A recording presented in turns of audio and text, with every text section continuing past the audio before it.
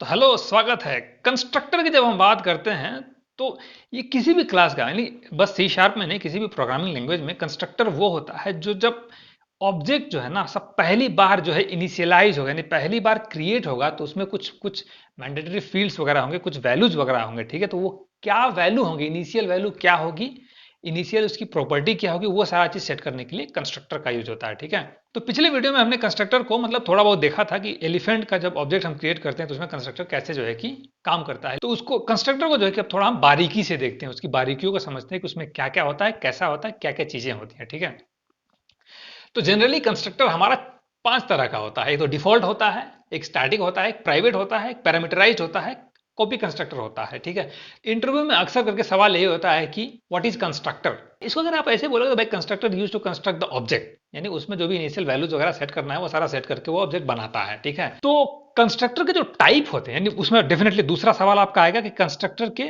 Type कितने होते हैं, what are the types of constructor. ये बहुत इंपॉर्टेंट जो है कि इंपॉर्टेंट इंटरव्यू में पूछा जाने वाला बहुत इंपॉर्टेंट सवाल है और बहुत ही कॉमन सवाल है। मतलब हर दूसरे तीसरे इंटरव्यू में आपको जो है कि ये सवाल मिल ही जाएगा। तो ये सबको हम जानते हैं, पहले जो है कि थोड़ा प्रॉपर्टी देख लेते हैं हम। ठीक है, कि कंस्ट्रक्टर का जो है कि प्रॉपर्टी क्या होता है। तो सबसे पहला प्रॉपर्टी ये है कंस्ट्रक्टर का, ठीक है, यानी रूल्स कह सकते हो आप। ठीक है, it's name should be same as class name, ये इसका मैंडेटरी रूल्स है। ठीक है, दूसरा रूल क्या है, it should not have return type. ठीक है, तीसरा रूल क्या है, अ class should have at least one constructor. तो ये जो है 3 पॉइंट समझ लिए कि एक कंस्ट्रक्टर के बहुत ही मतलब इंपॉर्टेंट पॉइंट है, बिना इसके जो है कि कंस्ट्रक्टर आपका क्रिएट ही नहीं हो पाएगा। मतलब ये रूल्स होते हैं, यानी कंस्ट्रक्टर अगर आप क्रिएट कर रहे हो तो सबसे पहला रूल ये है कि कंस्ट्रक्टर का नाम जो है, क्लास का नाम जो है वही आपका जो है कि यूज होना है। ठीक है, दूसरा चीज नहीं आप हो सकता है। दूसरा दूसरा चीज आप उसमें आप नाम नहीं दे सकते हो। ठीक है, इवन इवन आपका जो है कि केस सेंसिटिव भी होता है, अगर आपका क्लास का नाम जो है कि कैप्स में है तो कंस्ट्रक्टर का नाम भी कैप्स में होना है। अगर क्लास का नाम स्मॉल में है तो कंस्ट्रक्टर का नाम भी स्मॉल में ही होना है। दूसरा क्या है, it should not have return type. Constructor जो है ना वो कोई इसमें रिटर्न टाइप नहीं होता है। ठीक है, यानी उसमें आप जो है कि रिटर्न टाइप वगैरह नहीं देते हो। और दूसरा चीज, ये तीसरा रूल मतलब मैंडेटरी रूल है कि एक class should have at least one constructor.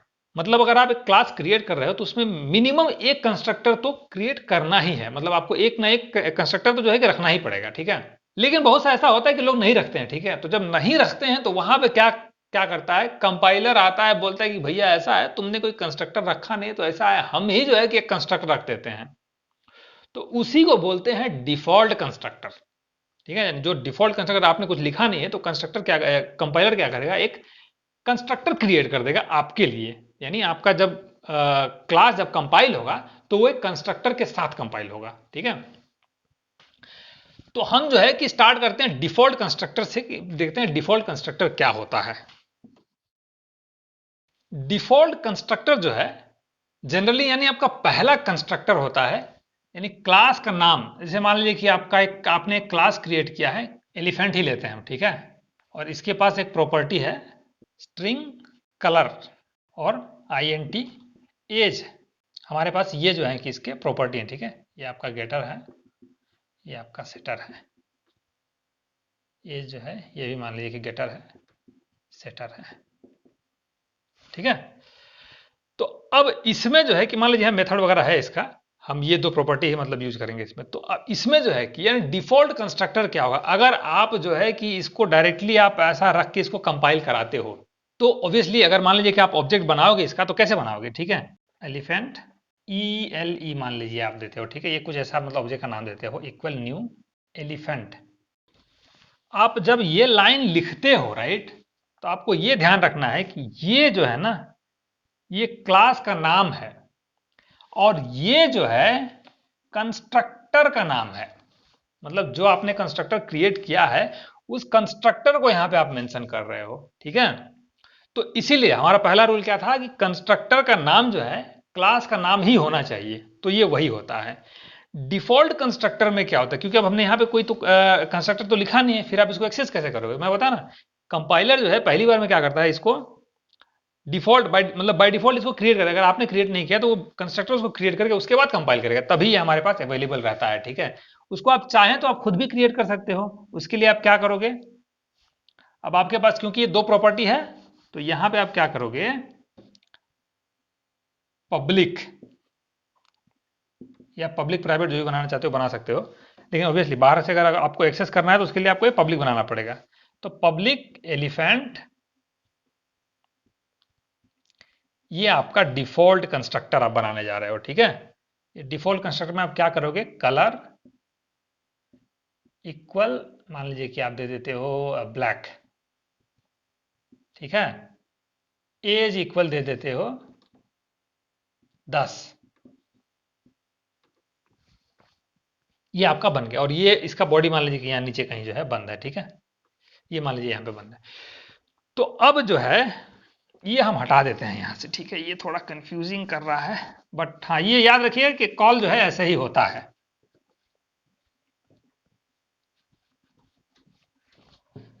और ये क्लास हमारा यहाँ पे बंद हो गया। तो यहां पे क्या हो रहा है, अब जो है कि आप यहां पे बता इनिशियल वैल्यू आप दे रहे हो, ठीक है। यानी जब भी ऑब्जेक्ट क्रिएट होगा, यानी जैसे ही आप यहां पे न्यू एलिफेंट क्रिएट कर रहे हो, ठीक है, तो ये एक ऑब्जेक्ट रिटर्न करेगा। और जब ये ऑब्जेक्ट रिटर्न करेगा, यानी ऑब्जेक्ट क्रिएट करके मेमोरी में लोड करेगा, तो उसकी वैल्यू वहां पे क्या होगी, पहले ब्लैक होगी और 10 हो, एज जो है उसका 10 होगा, ठीक है। तो ये काम होता है डिफॉल्ट कंस्ट्रक्टर का। डिफॉल्ट कंस्ट्रक्टर में और कुछ नहीं है, यहां पे आपका कोई पैरामीटर नहीं होता है, उसी को डिफॉल्ट कंस्ट्रक्टर बोलते हैं। दूसरा चीज ये होता है कि आप इसमें जो इनिशियल वैल्यू देते हो ना, वो जो है कि आपका स्टार्टिंग मतलब जो है कि आप उसमें मतलब असाइन करते हो, ठीक है। अगर नहीं देते हो तो एक डिफॉल्ट जो है कंस्ट्रक्टर क्रिएट हो जाता है, ठीक है। तो डिफॉल्ट कंस्ट्रक्टर अगर आप मान लीजिए क्रिएट कर रहे हो तो कुछ आप यू भी आप क्रिएट कर सकते हो, मतलब आप इसमें कुछ प्रॉपर्टी वगैरह नहीं दोगे, आप कुछ प्रॉपर्टी वगैरह सेट नहीं करें, कुछ वैल्यू वगैरह नहीं सेट करो, तो ये एक तरह से डिफॉल्ट कंस्ट्रक्टर आपका क्रिएट हो जाता है। अच्छा, ये क्रिएट करना मैंडेटरी कब हो जाता है, आपको मैनुअली क्रिएट करना मैंडेटरी कब हो जाता है, कि अगर आपने कोई पैरामीटराइज कंस्ट्रक्टर यानी डिफॉल्ट कंस्ट्रक्टर के अलावा आपने कोई और कंस्ट्रक्टर आपने बना रखा है, तो आपको ये कंस्ट्रक्टर मैनुअली क्रिएट करना पड़ेगा, अगर आपको इस तरह से यूज करना है तो, ठीक है। नहीं तो आपको हर बार प्रॉपर्टी के साथ ही यूज करना है तब तो अलग बात है, लेकिन अगर आपको कहीं पे भी जो है कि ये डायरेक्टली अगर आपको बिना पैरामीटर का जो है कि आपको यूज करना, तो उसके लिए आपको मैनुअली ये क्रिएट करना पड़ेगा, ठीक है। यानी ऑब्वियसली जो आप अगर आपने डिफॉल्ट के अलावा आपने कोई और बना दिया कंस्ट्रक्टर, ठीक है, तो डिफॉल्ट कंपाइलर कहेगा हाँ भाई इन्होंने तो जो है कि कंपाइलर इन्होंने तो जो है कंस्ट्रक्टर तो बनाया ही है, हमको जो है कि जरूरत नहीं है इसको बनाने के लिए, तो वो छोड़ देगा और जो है कि आपका जो है कि जो आपने बनाया उसी को रख मतलब उसी को जो है कि लेकर कंपाइल कर देगा। लेकिन अगर जहां पे कहीं पे आप ये कॉल करोगे तो वो फेल हो जाएगा, क्योंकि वो ढूंढेगा डिफॉल्ट कंस्ट्रक्टर कहाँ है, क्योंकि यहाँ पे आपने कोई पैरामीटर दिया नहीं है, तो ये ढूंढेगा इसको, ठीक है। तो ये हुआ हमारा डिफॉल्ट कंस्ट्रक्टर। तो अब देखते हैं स्टैटिक कंस्ट्रक्टर क्या होता है। वही सेम हम अपना एलिफेंट जो है कि क्लास को रखते हैं, ठीक है। एलिफेंट क्लास को रखते हैं, बस ये जो है ना हमारा, ये क्या हो जाएगा, स्टैटिक हो जाएगा। यहां पे हम जो है कि पब्लिक ना लिख करके यहां पे पब्लिक, यहां पे स्टैटिक यहां पे लिखेंगे, ठीक है। Public static elephant. अब जो है कि ये स्टैटिक हो गया, मतलब अगर ये इस क्लास में आपने जो है कि कोई स्टैटिक वैल्यूज वगैरह दे रखा है, ठीक है। यहाँ पे स्टैटिक वैल्यू अगर मान लीजिए कोई आपने दे रखा है, जैसे मान लीजिए कि पॉपुलेशन अगर वगैरह कुछ जो है कि आपने दे रखा है, ठीक है। यहाँ पे आप देते हो कि स्टैटिक इंट पॉपुलेशन, ये मान लीजिए कि आपने एक फील्ड स्टैटिक का बनाया है। तो ये स्टैटिक वाला जो है ना, अगर मान लीजिए इसको आप इनिशियल मतलब स्टार्टिंग में, यानी ऑब्जेक्ट जब क्रिएट होता है उसी समय अगर इसमें वैल्यू आपको जो असाइन करना है, तो उसके लिए आपको स्टैटिक कंस्ट्रक्टर की जरूरत पड़ेगी। यानी स्टैटिक वेरिएबल वगैरह से रिलेटेड कोई भी आपको जो है कि असाइनमेंट करना है तो वो आप यहीं से कर सकते हो, वो आप इंस्टेंस से नहीं कर सकते हो। अच्छा, दूसरा चीज ये कि स्टैटिक से आप इंस्टेंस वाले को भी नहीं कर सकते हो, ये भी चीजें हैं। यानी आप स्टैटिक कंस्ट्रक्टर से इंस्टेंस वाले को भी आप नहीं क्रिएट कर सकते हो, ठीक है। तो ये डिफरेंस होता है स्टैटिक में और इंस्टेंस में। और स्टैटिक क्रिएट करने के लिए अब यहाँ पे आप जो है कि INT पॉपुलेशन इक्वल, नहीं आप यहाँ पे प्लस प्लस कर देते हो।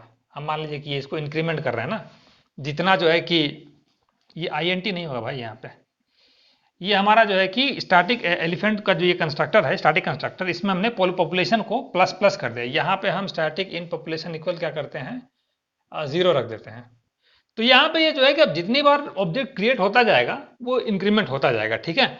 लेकिन हाँ, क्योंकि ये स्टैटिक है तो ये भी स्टैटिक ही होना पड़ेगा, यानी कंस्ट्रक्टर स्टैटिक ही होना पड़ेगा, ठीक है। तो ये और कुछ है नहीं इसमें, बस इतना ही चीजें हैं।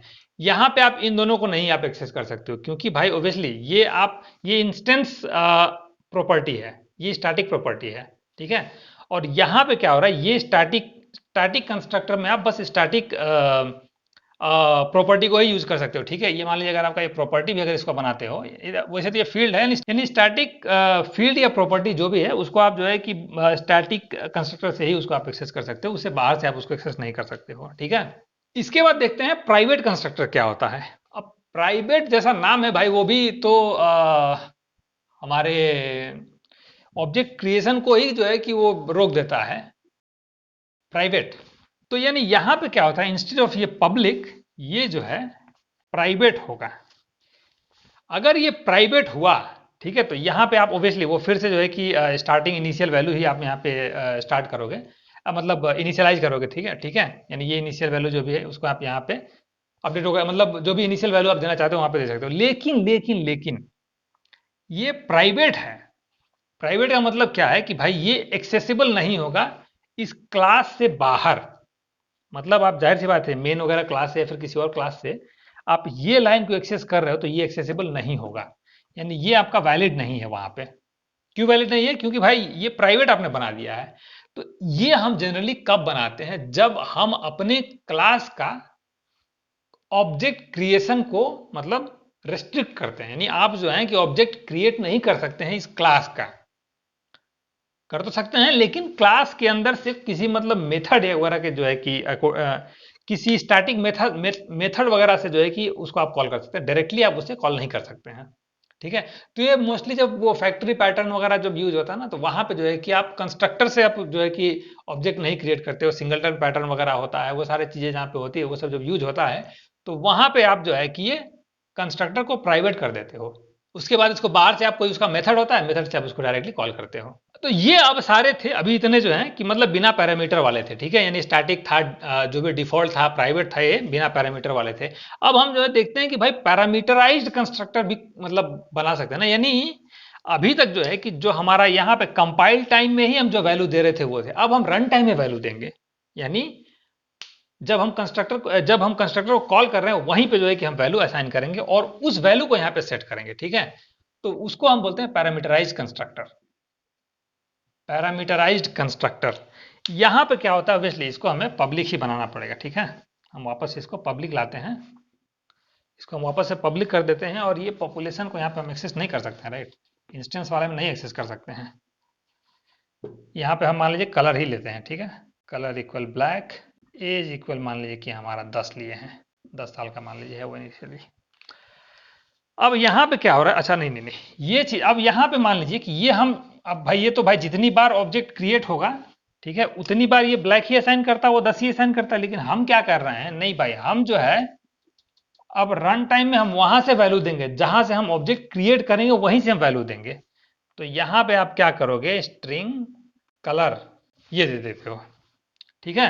तो अब यहां पे क्या करते हो, ये कलर आप ये ले लेते हो, ये मतलब इसका जो इसका कलर है ये यहाँ पे है, और एज इक्वल मान लो आप ये 10 कर देते हो। अब ये जो है ना ये आपका एक्सेसिबल नहीं होगा। क्यों नहीं होगा, क्योंकि आपने ऑलरेडी एक कंस्ट्रक्टर क्रिएट कर दिया है पैरामीटराइज्ड वाला। तो जब आप पैरामीटराइज्ड वाला कंस्ट्रक्टर क्रिएट कर दोगे तो कंपाइलर जो है आपके लिए डिफॉल्ट कंस्ट्रक्टर नहीं क्रिएट करेगा, मतलब बिना पैरामीटर वाला कंस्ट्रक्टर क्रिएट नहीं करेगा। तो जब वो नहीं करेगा तो भाई ऑब्वियसली आपके पास अवेलेबल नहीं होगा, तो ये आपका जो है कि फेल हो जाएगा, कंपाइल टाइम एरर हो जाएगा, ठीक है। नॉट अवेलेबल के टाइप का आपको मैसेज मिल जाएगा।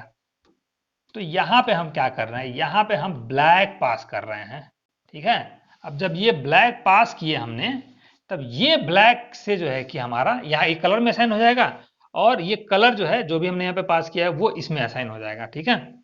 अब दूसरी बार हम इसको क्या करते हैं, मान लीजिए कि ब्राउन करते हैं, ठीक है। ब्राउन कलर का भी मान लीजिए कि हाथी होता है। तो जब ब्राउन करेंगे तो ये कलर में ब्राउन हो जाएगा, तो जो ऑब्जेक्ट क्रिएट होगा वो ब्राउन कलर का क्रिएट होगा। अच्छा, इसमें एक ही आप पैरामीटर नहीं पास कर सकते हो, एक से ज्यादा भी आप पैरामीटर पास कर सकते हो, कॉमा सेपरेटेड। ये कॉमा दे करके यहाँ पे आप INT एज भी पास कर सकते हो, ठीक है। तो यहाँ पे आपको एज भी पास पास करना पड़ेगा। मान लीजिए हम 5 साल का जो है कि हाथी मतलब क्रिएट कर रहे हैं हाथी का ऑब्जेक्ट, यहाँ पे आप 10 भी पास कर सकते हो। 10 जो है कि आप करोगे तो भाई हाँ, ब्राउन कलर का 10 साल का हाथी जो है कि उसका ऑब्जेक्ट हम क्रिएट कर रहे हैं। तो यहाँ पे आपको एज जो है वो लिखना पड़ेगा, ठीक है, ये सॉरी ये एज लिखना पड़ेगा यहाँ पे। तो इस तरह से आप पैरामीटराइज कंस्ट्रक्टर को यहाँ पे क्रिएट करते हो और यहाँ पे उसको कॉल करते हो, ठीक है। एक से ज्यादा कंस्ट्रक्टर भी आप क्रिएट कर सकते हो। वही हमारा जो मेथड मेथड ओवरलोडिंग वाला कॉन्सेप्ट है वही यहाँ पे भी है, ठीक है। यानी आप ऑर्डर वगैरह जो है कि दुनिया भर का चीजें यहाँ पे आप डिफॉल्ट डिफॉल्ट सब चीज क्रिएट कर सकते हो। तो आप मेथड वाला जो है कि मेरा जो वीडियो उसको आप रेफर कर सकते हो, वो इसके different type of parameterize constructor create करने के लिए। तो बस पैरामीटराइज कंस्ट्रक्टर में और कुछ है नहीं, ठीक है। हाँ, लेकिन भाई समझ लिए कि बहुत ही खूबसूरत मतलब ये पैरामीटराइज कंस्ट्रक्टर जो है कि बहुत ही खूबसूरत कॉन्सेप्ट है इसका, ठीक है। इसको जो है कि मतलब मजा आ जाता है जब इस पे जो काम करते हैं। तो क्लास वगैरह जब आप क्रिएट करोगे ना, तो जब भाई बिना पैरामीटराइज कंस्ट्रक्टर को यूज किए तो आप जो है कि मतलब समझ लिए कि आधा से ज्यादा काम कर ही नहीं पाओगे, ठीक है। तो पैरामीटराइज कंस्ट्रक्टर बहुत खूबसूरत भी है और बहुत तगड़े से इस्तेमाल भी होता है। इसीलिए इंटरव्यूअर जो है ना पैरामीटराइज कंस्ट्रक्टर पे ज़्यादा फोकस करता है। तो आपको जो है कि पैरामीटराइज कंस्ट्रक्टर जो है थोड़ा अच्छे से आना चाहिए। तो ये मेथड वाला कॉन्सेप्ट आप यूज कीजिए और उसके बाद जो है कि आप उसमें पैरामीटर डालते जाइए। जैसे डिफॉल्ट पैरामीटर हो गया आपका जो है कि मेथड ओवरलोडिंग यहाँ पे भी वही होता है, ठीक है। जैसे मेथड ओवरलोडिंग होता है ना वहाँ पे, वैसे यहाँ पे ये भी होता है। और दूसरा चीज़ ये है कि आप यहाँ पे डिफॉल्ट वैल्यू भी दे सकते हो। यानी यहाँ पे एज इक्वल 10 यहाँ पे दे दोगे तो वो डिफॉल्ट जो है कि आप वहाँ पे वैल्यू मतलब इसमें असाइन हो जाएगा। तो वो सारी चीज़ें आप यूज कर सकते हो यहाँ पे, ठीक है। तो वो आप जो है कि वो पैरामीटर्स कीवर्ड यूज करके पैराम्स कीवर्ड यूज करके वो जो देते हैं वो सारी चीजें मतलब मेथड का जो भी चीजें वो सारा चीज आप यहाँ पे कर सकते हो, ठीक है। तो आप उसके लिए मेथड वाला जो है कि हमारा जो वीडियो है उसको आप जो है कि देख लो। काफी मतलब काफी डिटेल में मैंने मेथड को जो है कि एक्सप्लेन किया है, ठीक है। तो अब देखते हैं कॉपी कंस्ट्रक्टर। एक कंस्ट्रक्टर मतलब वो भी होता है टाइप ही कह लीजिए उसको, वो होता है कॉपी कंस्ट्रक्टर। तो कॉपी कंस्ट्रक्टर इसको इसलिए कहा जाता है कि भाई ये क्या करता है ना, एक ऑब्जेक्ट को दूसरे ऑब्जेक्ट में कॉपी करता है। यानी एक ऑब्जेक्ट से जो है कि दूसरा ऑब्जेक्ट क्रिएट करता है, यानी उसकी वैल्यू कॉपी करके दूसरा ऑब्जेक्ट क्रिएट करता है, ठीक है। तो उसमें एक ऑलरेडी एग्जिस्टिंग ऑब्जेक्ट होता है और उसी का कॉपी करके दूसरा जो है कि ऑब्जेक्ट क्रिएट करता है वो। तो वो कैसे होता है वो हम देखते हैं। वो यहाँ पे एग्जैक्टली होता ये है कि यहाँ पे जो पैरामीटर रहता है ना, ये पैरामीटर जो है कि हम ऑब्जेक्ट ही लेते हैं, ठीक है। यानी यहाँ पे एलिफेंट ई ले लेते हैं, ठीक है।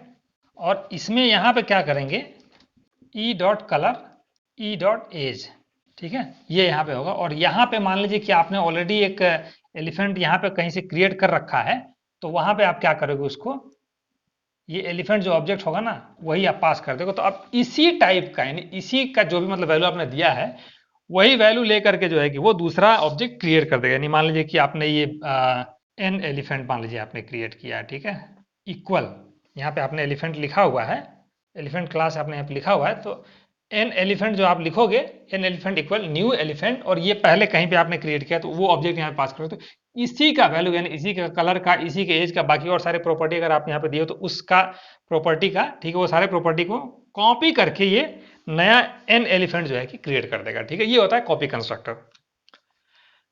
अच्छा, एक चीज और होता है कॉपी कंस्ट्रक्टर में कि आप कंस्ट्रक्टर को जो है ना इनहेरिट नहीं कर सकते हो। यानी जो इनहेरिटेंस वाला कॉन्सेप्ट होता है उसमें आप कंस्ट्रक्टर को नहीं यूज कर सकते। यानी आप इस क्लास को अगर इनहेरिट कर रहे हो दूसरे कंस्ट्रक्टर में तो आपका ये कंस्ट्रक्टर जो है ना उस क्लास में अवेलेबल नहीं रहेगा। उसके लिए आपको जो है ना बेस डॉट जो कंस्ट्रक्टर है उसको आपको कॉल करना पड़ेगा, ठीक है। तो वो जो है कि हम जब इनहेरिटेंस वगैरह देखेंगे तो वहां पे जो है काफी अच्छे से मतलब उसको भी देखेंगे। बट अभी के लिए जो है कि ये समझ लीजिए कि यही इतने होते हैं कंस्ट्रक्टर। ये इंपॉर्टेंट, ये जो है कि इंटरव्यू के लिए बहुत इंपॉर्टेंट है। फिर एक बार कह रहा हूं अच्छे से प्रिपेयर कीजिए इसको।